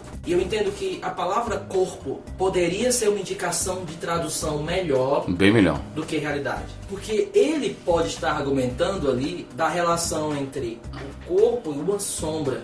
Entre a sombra que quando eu a vejo, eu sei que aquela sombra ela está indicando para alguma pessoa. Ela está indicando a alguma pessoa. Assim como o sol raia sobre alguém, vai fazer sombra. Mas o ponto não é a sombra em si, mas de quem é essa sombra. Quem Uma está... vez que você tem a coisa em si, você não tem mais interesse na sombra. Exato. Né? Você tem uma lembrança de alguém e a lembrança faz sentido quando você não tem aquela pessoa por perto. Quando a pessoa está de volta, a lembrança perde o significado. Exatamente. Se eu estou vendo uma silhueta de uma pessoa, e quando eu estou vendo a pessoa, a silhueta deixa de ter interesse para mim. Né? E no texto de Colossenses 2, 16 e 17 diz: portanto, não permitam que ninguém os julgue pelo que vocês comem ou bebem, ou com relação a alguma festividade religiosa, ou a celebração de boas novas, ou dos dias de sábado. Estas coisas são sombras do que haveria de vir. A realidade, porém, encontra-se em Cristo. Então tá essa relação, esse contraste muito sério entre sombra e realidade, entre aquilo que é a promessa e o cumprimento em si da coisa. Se a gente já tem o cumprimento, a gente não precisa mais estar atrelado à promessa. E ele está dizendo, né, ninguém vos julgue por causa disso. Pois é, cara, o texto é tão assim... É tão claro, é tão óbvio. É tão claro que... Mas tem que dizer que esses sábados são todos os sábados, menos os 10 mandamentos. Porque toda a temática, digamos, toda a tonalidade aí, sei lá, de ação dele, de palavras que ele escolhe, é pra quê? Pra falar de calendário, cara. Ele tá falando de forma muito geral, cara. Sábado, sábado, festas. Ele tá usando uma linguagem que tem o interesse de comunicar uma totalidade de tudo aquilo. Exatamente. Se eu tô dizendo, cara, de um macro, né? Ele diz anos, meses e dias. E Então isso abarca todos os sábados que existem, todas as festas. Se eu digo, rapaz, pegou fogo lá em casa, macho queimou todas as minhas roupas, acredita? Queimou as blusas, queimou as cuecas, queimou o sapato, queimou tudo. Aí alguém vai ler eu dizendo isso, não, mas eu acho que não queimou a camiseta. Porque acho que sobrou as meias. Quando ele falou camisas, eu acho que camisas inclui todas menos aquela específica que eu não quero que... Não, pô, se eu tô usando esse tipo de linguagem, eu quero chamar a atenção linguisticamente pra uma totalidade. Eu tô descrevendo vários fatores pra mostrar uma grandeza completa. Exatamente. Eu não tenho caráter de exceção aqui. E ele fala expressamente sábados. Ele não tá dizendo sábados menos, sábados excluindo, sábados exceto. Ele diz sábados, ele tá colocando todos os sábados aqui. Agora, tem uma coisa interessante aí. Tem algo aí que eu acho que pode ser uma pista pra nossa teologia bíblica. Sim. Quando Paulo fala de sombra, ele nos ajuda, dá permissão para talvez olharmos isso com algum tipo de tipologia, como alguma coisa que o sábado, ou as festas, ou todo esse movimento do calendário, ele apontava, além de si mesmo. A nossa pergunta é para o que ele apontava, porque se é sombra, então nunca teve a intenção de ser permanente. Eita, compadre, isso é pesadíssimo. A sombra pressupõe isso para Paulo. Momento da realidade impõe uma temporalidade da sombra. Então eu entendo que isso aí já nos ajuda a montar uma teologia bíblica de que o Shabat, ele apontava para algo além de si mesmo, que o autor de Hebreus pode nos ajudar a entender o que seria isso. No sábado, os fortes estão fazendo isso aqui, ó.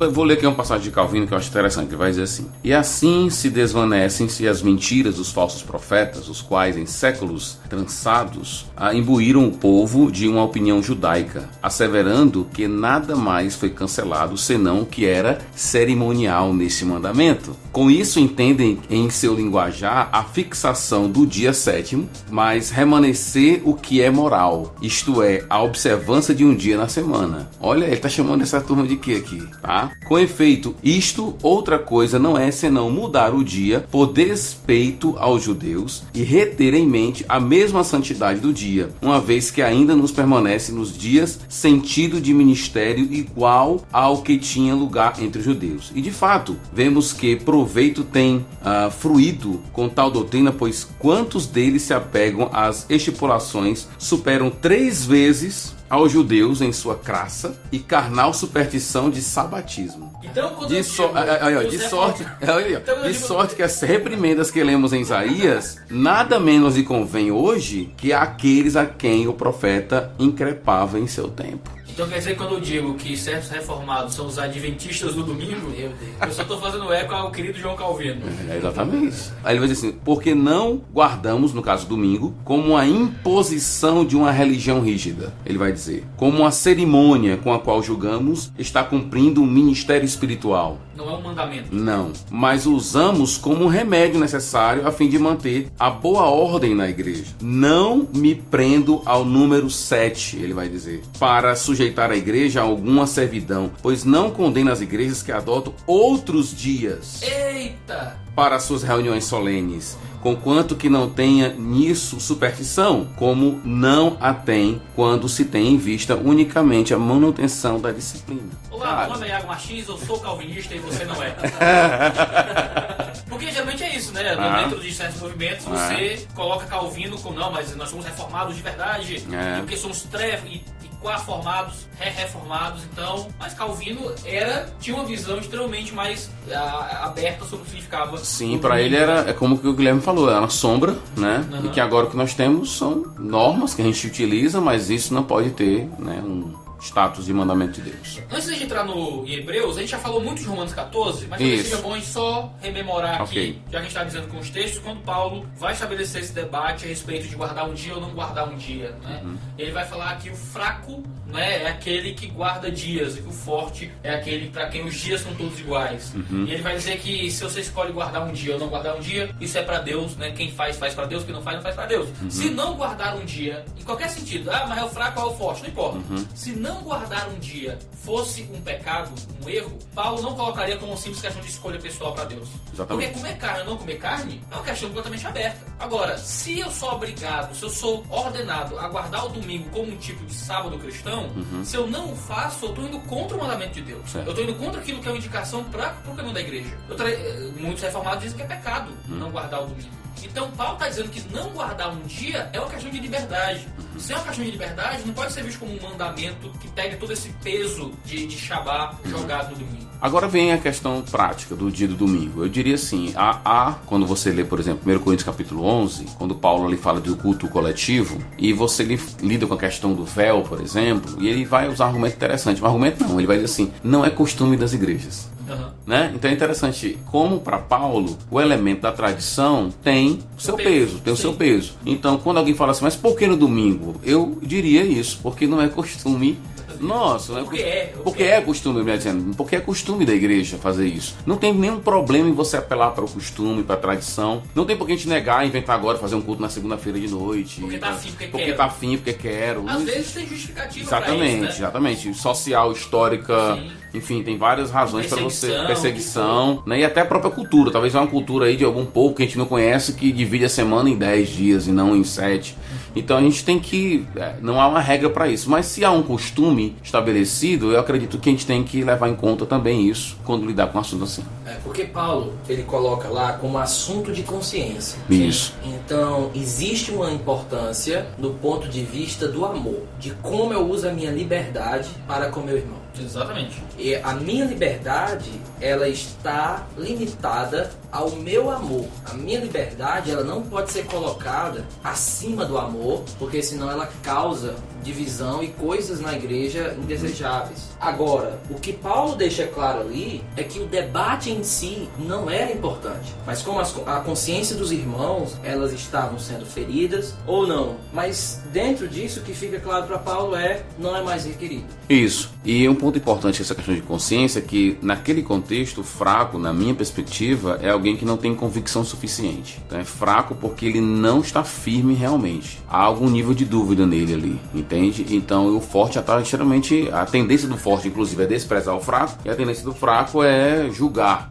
o outro, por mais que não tenha convicção devida. Por isso que ele vai dizer que tudo que é feito sem fé é pecado, né? Então o que eu diria assim daquele texto é que não dá para usar um texto daquele e querer a partir daquele texto estabelecer, não, esse dia tem que ser esse dia aqui porque é um mandamento de Deus. É exatamente o contrário. Acho assim, de tudo isso, Colossenses 2 e Romanos 14 para mim trata de um tópico específico, é calendário, dias, diz que já passou, e agora é a questão de você saber lidar com os irmãos, com essa questão, sem querer impor ou escandalizar. E lembrando que escandalizar, pelo menos na minha perspectiva, não é fazer algo que incomode alguém, Temos um vídeo aqui do Teologia sobre a teologia do escândalo. Pronto. Você confere aí no canal. Pronto, e não é só isso, mas é a ideia de você realmente forçar a pessoa a fazer algo que é contrário à sua consciência.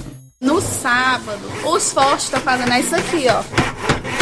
Agora, não sei vocês, mas pra mim Hebreus 3 é a grande bala de prata a respeito do que significa o sábado. A gente falou aqui que o sábado ele aponta pra outra coisa, né? Eu acho que Hebreus 3 deixa claro para o que o sábado aponta. Então, capítulo 4 de Hebreus, versículo 1 diz assim: visto que nos foi deixada a promessa de entrarmos no descanso de Deus, que nenhum de vocês pense que falhou, pois as boas novas foram pregadas também a nós, tanto quanto a eles. Mas a mensagem que eles ouviram de nada lhes valeu, pois não foi acompanhada de fé por aqueles que ouviram. Pois nós, os que cremos, é que entramos naquele descanso, conforme disse Deus. Assim jurei na minha ira, jamais entrarão no meu descanso, embora as suas obras estivessem concluídas desde a criação do mundo. Pois em certo lugar ele falou sobre o sétimo dia nessas palavras: no sétimo dia Deus descansou de toda a obra que realizara. E de novo, a passagem citada há pouco diz: jamais entrarão no meu descanso. Portanto, resta entrarem alguns naquele descanso, e aqueles a que anteriormente as boas novas foram pregadas não entraram por causa da desobediência. Por isso Deus estabelece outra vez um determinado dia, chamando hoje ao declarar muito tempo depois, por meio de Davi, de acordo com o que fora dito antes: se hoje ouvirem a sua voz, não endureçam o coração. Então, a argumentação do apóstolo aqui basicamente é essa. Ele vai citar, interessante a forma como apóstolo, falei da apóstolo, não é apóstolo.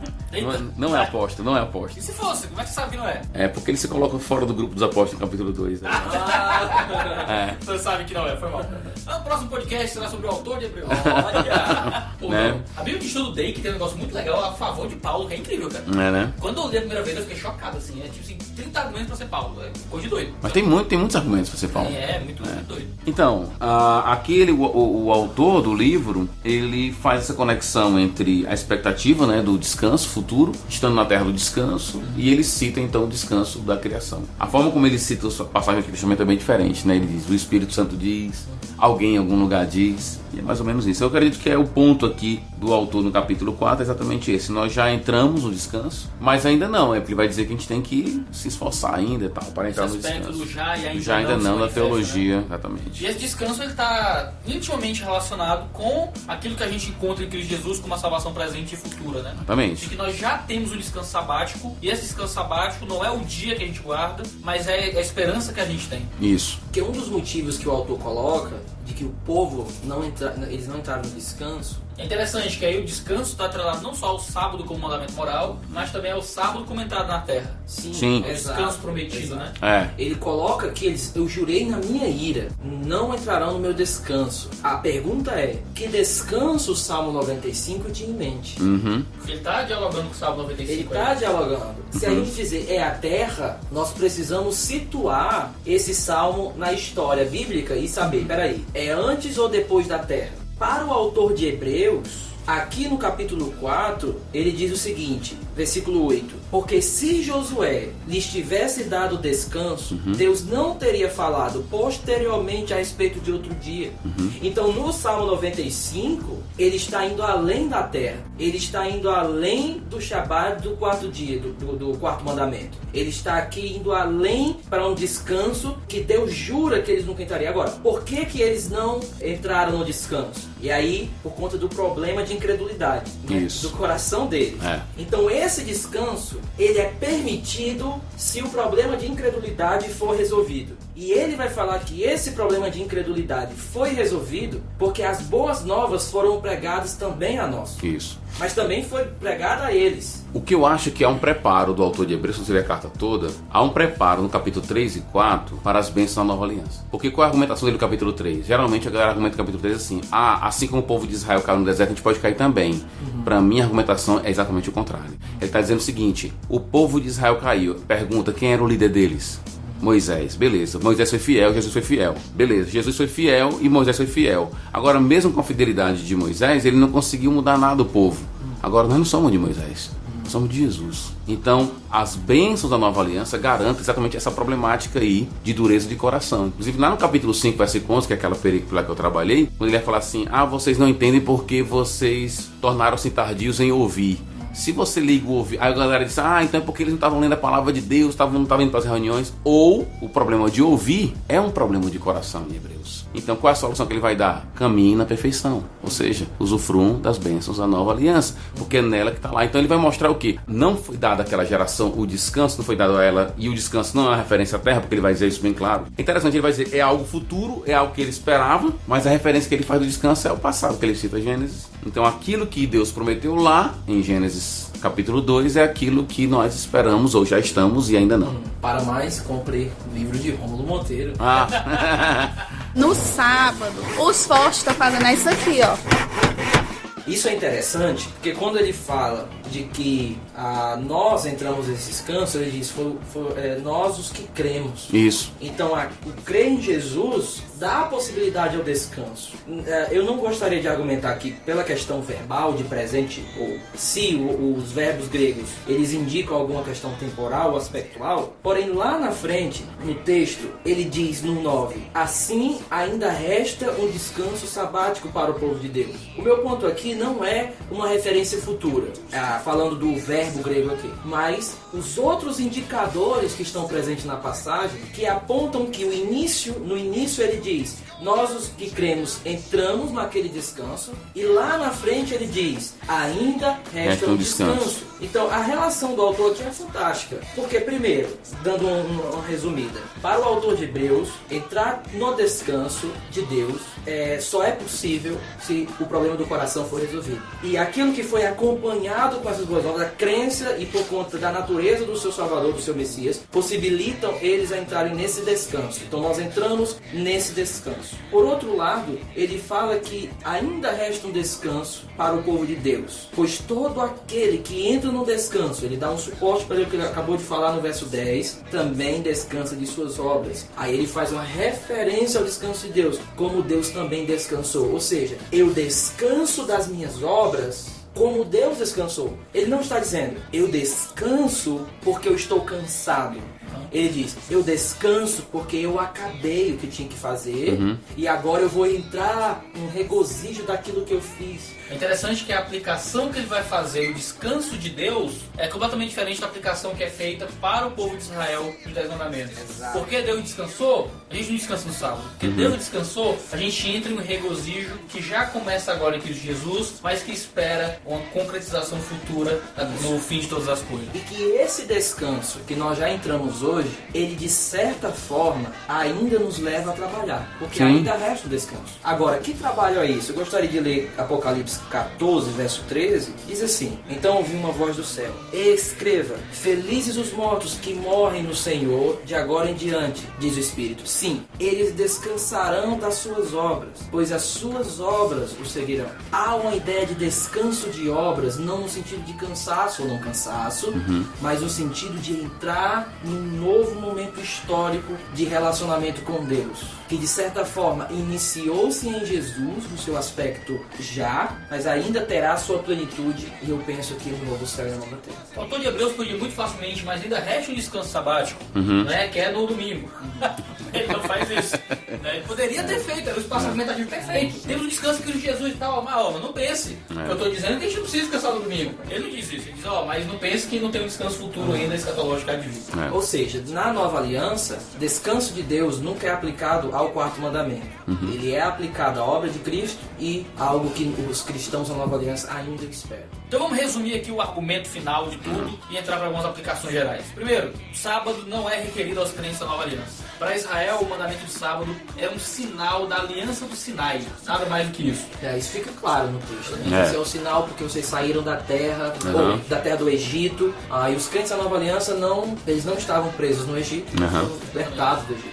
Crentes em Jesus Cristo, então, eles não estão debaixo da antiga aliança, tendo em vista que a nova aliança já foi inaugurada em Cristo Jesus. Então a gente não está debaixo do mesmo sinal, do mesmo selo do Sinai, como os judeus estavam. Essa aplicação pressupõe o nosso entendimento de relação entre as alianças de contraste, a antiga aliança com a nova. Tem que ouvir o podcast sobre a lei para entender bem. Desse jeito, então, o Sabá, ele também apontava para um descanso escatológico que os crentes já desfrutam, mas ainda esperam desfrutá-lo completamente na cidade celestial. A gente descansa, a gente tem um sábado, a gente guarda o sábado, certo? Sim. Todos os dias na fé em Cristo Jesus. A gente não guarda o sábado no sábado normal, a gente não guarda o sábado no domingo, a gente guarda o sábado na fé em Cristo, porque Ele é o descansado das nossas obras. É o que ele disse, né? Vinde a mim, todos que estão cansados, eu vos aliviarei. Antes da controvérsia do sábado com os fariseus. Vamos ter algumas aplicações finais aqui para te ajudar o pessoal. Primeiro, coisas periféricas no centro é um perigo. É transformar essa questão de sábado num cavalo de batalha, aí é um destroço. A gente olha o Romanos 14, que é uma questão de consciência.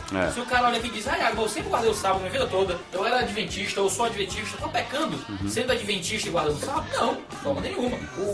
É engraçado quando a galera vai fazer aquelas palestras sobre seitas e heresias, né? A principal crítica aos testemunhos de Jeová é que eles não se aceitam o sangue de sangue e aos adventistas que guardam o sábado. Como se isso fosse um grande problema, né, das coisas. Não é. A questão do sábado é uma bobagem. É uma questão completamente pessoal de ordem privada. Se eu quiser guardar um dia pra Deus ou não, o sábado pra Deus ou não, você que sabe, você que faz pra Deus. Isso não tem que ser um cavalo de batalha, não tem que separar a questão. E eu diria até que é aconselhado. Guardar um dia? Sim, guardar um dia, pegar um dia ali, reservar aquele dia, eu diria que é aconselhado. Não tratando como lei, né? Sim. Sempre assim, mas... tempo de descanso, né? Um tempo de importante. descanso é importante, né? Aí a gente pode fazer apelos, inclusive, em outras áreas do conhecimento, né? Parte da psicologia, parte da fisiologia e tudo mais, mostrando a importância. Mas essa é uma aplicação possível do Antigo Testamento. Toda lei é útil, né? Exatamente. E, sabe, ó, o judeu descansava, a terra descansava.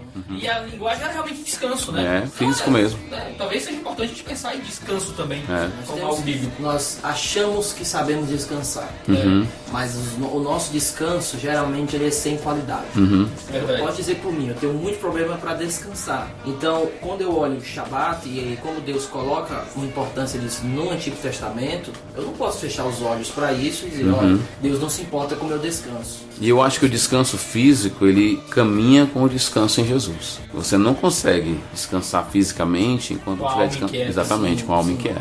Ainda pegando esse primeiro ponto sobre as coisas periféricas, eu diria, de um ponto de vista teológico, que esse é um assunto bastante debatível, né? Eu tô falando mais da relação dos teólogos reformados. Sim. Não é que as argumentações elas sejam tiradas debaixo da terra. Eu entendo que nós temos bons teólogos que trabalham dentro do seu sistema, que trabalham coerentemente dentro da sua ideia. Greg Beale é um que tem uma das argumentações mais extensas que eu li sobre o Shabat. Joseph Pieper também. São teólogos de peso que trabalham bem em outras áreas do conhecimento, mas que a maneira como a gente responde a isso, ela não deve ser uma maneira de soberba. Sim. Eu defender uma passagem do sábado para o domingo não me dá o direito de desrespeitar o meu irmão que entende de outra forma. Ou o contrário. Ou o contrário, porque senão eu vou estar violando esse sentido. Eu não estou dizendo brincar, não estou dizendo a gente fazer isso. Eu estou falando... Os caras de adventista, né? Será que... Não, eu estou falando do sentido de colocar ele fora da escala da fé. Da escala da fé e da escala da comunhão. Às vezes a escala da boa teologia também. Exatamente. Então, nós temos bons teólogos que trabalham em outras áreas, que eu posso até concordar com eles em outras áreas, mas nessa eu não concordo, tá? Do teólogo reformado, e que nós podemos ter uma comunhão, nós podemos estar juntos. Vamos brincar, como tem dentro do nosso ciclo, nós conhecemos amigos reformados, nós temos amigos reformados que nós brincamos com eles, e eles brincam com a gente de alguma forma. Isso em nenhum minuto nos coloca numa esfera de comunhão diferente, porque nós sabemos que isso, para Paulo, para nós, é uma coisa periférica. Para mim, o Guilherme tá pedindo desculpa pela minha zoeira aqui. Eu vou fazer fazer uma soma aqui, mas ao mesmo tempo que é um assunto periférico, quando eu não trato como periférico, aí eu entro numa área chamada legalismo, e aí, brother, o assunto é mais legalismo não é periférico. E não é periférico, legalismo não é periférico. Então também a gente tem que ver como as pessoas têm visto essa questão de data, porque se tratar como uma questão de lei, aí você está trazendo uma lei que Deus não deu, e aí eu entro num assunto bem complicado. No sábado, os fortes estão fazendo isso aqui, ó. Então, a gente entrou no primeiro ponto, né? Coisas periféricas. Segundo, como aprender a descansar no sabá. Em terceiro lugar, a ordem para congregar é fundamental nesse processo, porque a gente ter um dia de descanso e um dia para se reunir, como historicamente acontece no domingo, é central na vida da igreja. Deus nos deu uma bênção muito grande. Exatamente. Que é a bênção de ter um dia de descanso no domingo, e esse dia de descanso no domingo só existe por causa da influência do cristianismo na cultura. Exatamente. A gente não descansa no domingo porque o domingo é dia de folga. O domingo é dia de folga porque a gente descansa no domingo. Porque a gente organizou isso historicamente por causa do cristianismo. E a gente dizia... Graças ao quarto mandamento da Igreja Católica, guardar o domingo e os dias santos, né? A gente dizer que não existe esse dia, que não houve uma transferência do Shabat para o domingo, então não é, em certo sentido, uma lei, não estamos falando que agora você está livre para escolher ir para a igreja ou não. Né? Liberou geral. Isso é muito complicado, porque o autor de Hebreus, ele não argumenta a ida para a congregação com base numa transferência. Exatamente. Ele diz, olha, cuidado, porque pode ser problema de coração, isso pode estar sinalizando alguma coisa. Portanto, não deixe de congregar, ele vai falar lá no final. Para ele a importância de congregar é um tipo de preparo para o chegada do dia. Não deixe de congregar como alguns fazem, né? Mas antes admoestem, exortem uns aos outros para a chegada do grande dia. Então a importância de estar congregando não é porque existe uma lei dizendo que eu tenho que ir tal dia, mas que eu tenho que estar junto desses irmãos. Se a sua comunidade escolheu o domingo, e eu acho interessante que seja o domingo mesmo, um dia importante, então... Portanto, você pode argumentar muito bem que nós não precisamos guardar o Shabat, o sábado, e nem que houve uma transferência, mas você vai estar teologicamente errado e provavelmente encrencado pecado se você usar isso como justificativa para não congregar e achar que a internet é suficiente. Isso. Você pode ter concordado com a gente durante todo esse podcast, mas você mesmo assim vai estar encrencado nesse sentido de congregar. Então não seja um teólogo somente de internet, porque ele, aliás, é no sentido pejorativo, né? Que não tem um contato com a sua igreja local e não faz teologia com e para a sua igreja local. Em quarto lugar, a gente tem que lembrar que existe um descanso final nos esperando, como a gente viu em Hebreus capítulo 3, de que o sabá, acima de tudo, é uma sombra para nos apontar para o descanso final que a gente vai ter em Cristo Jesus para sempre. Às vezes nós esquecemos esse fator de eternidade, né? E tanto para o autor de Hebreus, essa questão das obras e do descanso deve nos impulsionar a servir a Deus. A eternidade está aí, ela já invadiu de certa forma o nosso presente, certas realidades nós já experimentamos e tem mais. Então o nosso coração deve ser inclinado a essa. Então, não só esse descanso futuro, mas também um descanso do agora. Isso. É o que Jesus oferece. Deus não tem somente graça para ontem, ou graça para amanhã, ou graça para a eternidade, mas Ele tem graça para hoje. O chamado de Jesus é para hoje, né? Vinde a mim. E Ele não limita isso. Ele diz todos que estão cansados. Então esse descanso da alma, tanto para pessoas que estão em momentos de depressão, pessoas que estão passando por momentos de tristeza bastante acentuada, pessoas que estão passando por dificuldades, elas podem experimentar o descanso oferecido em Jesus hoje, porque existe um descanso que nós experimentamos hoje. Então esse é um chamado de Jesus para nós. Amém. Então muito obrigado por nos acompanhar até aqui. Guarde o sábado em Cristo Jesus. Pode fazer o Enem normal lá no sábado, viu, negada? Não tem problema não. Pode trabalhar no domingo, você que é policial, vive chorando, sofrendo. Você que trabalha em shopping porque é pobre lascado, não estudou direito. Aí trabalha, sei lá, na Renner, aí tem que vender coisa no domingo, certo? Não precisa se sentir mal. Mas vá no culto ou na quarta ou na segunda. Acho que a igreja tem culto domingo de manhã, né? Que dá pra você congregar, que dá certo, entendeu? E é isso, muito obrigado por nos acompanhar até aqui. Valeu, negado, obrigado, Romulo, obrigado, Guilherme. Valeu. Abração. Por terem vindo aqui em casa nesse sábado maravilhoso. Valeu. Show. Nós estamos guardando aqui. Deus. Valeu.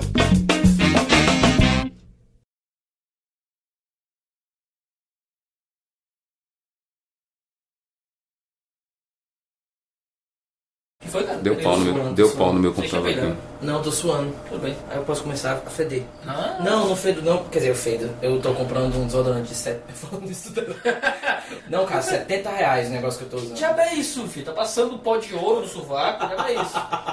Que sovaco especial. Este podcast foi editado por Mac Bibotalk Produções.